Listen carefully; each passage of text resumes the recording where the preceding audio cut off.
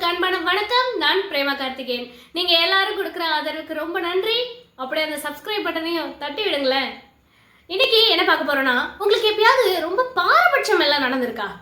வீட்டுக்குள்ளேயே, அதுவும் ஒரு 2 மருமகள்கள் இருக்கிற ஒரு வீட்டில் பெரிய மருமகளை ஒரு மாதிரியும் சின்ன மருமகளை ஒரு மாதிரியும் ட்ரீட் பண்ணுறது.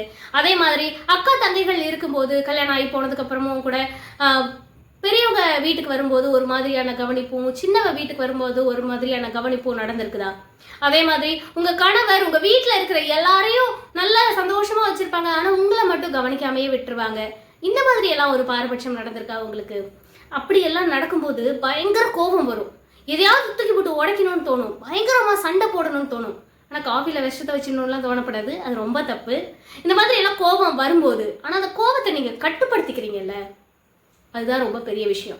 அதே மாதிரி சின்ன சின்ன விஷயங்களா இருக்கட்டுமே, இந்த ஒரு 10-12 வயசு பசங்களுக்கெல்லாம் வந்து மொட்டை மாடியில் போய் நின்றுட்டு கல் தூக்கி எறிவோம், யார் மேலேயா படுதா பார்க்கலாம் அப்படின்னு ஒரு சின்ன சின்ன விஷயங்களா தோன்றது.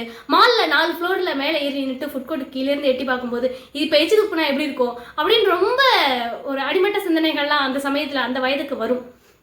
இதையெல்லாம் கடக்கணும், நல்ல சிந்தனைகளை உள்ள கொண்டு வரணும். அதுதான் சாக்ரட்டிஸ் சொல்றாரு, சிறந்த எண்ணம் கீழான எண்ணங்களை எப்பொழுது அடக்குகிறதோ அப்போது நீ தலைவனாகிறாய். அந்த மாதிரி நம்ம ஒரு தலைவனாகணும், தலைமை பண்பு நமக்கு வேணும் அப்படின்னா இந்த மாதிரி சின்ன சின்ன விஷயங்களை எல்லாம் நம்ம சிறந்த எண்ணங்களை கொண்டு அப்படியே அடக்கி வச்சிடணும். சின்ன சின்ன விஷயங்களுக்கு நம்ம ரொம்ப அதீத முக்கியத்துவம் நம்ம மைண்ட்ல கொடுத்துக்கிட்டே இருந்தோம்னா நம்மளால பெரிய அளவுல சிந்திக்கவும் முடியாது, செயல்படவும் முடியாது, சாதிக்கவும் முடியாது.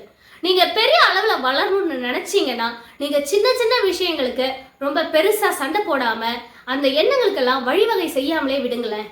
நிச்சயமா உங்களுக்கு அதை விட பெரிய சிந்தனைகளும் சிறந்த சிந்தனைகளும் தான் தோணிக்கிட்டே இருக்கும். அது வழியா நீங்க நல்ல விஷயங்களை மட்டும்தான் மேல மேல செஞ்சுக்கிட்டே இருப்பீங்க. அதுக்கப்புறம் உங்களுக்கு எல்லாமே நல்லதா தான் நடக்கும். நன்றி, வணக்கம்.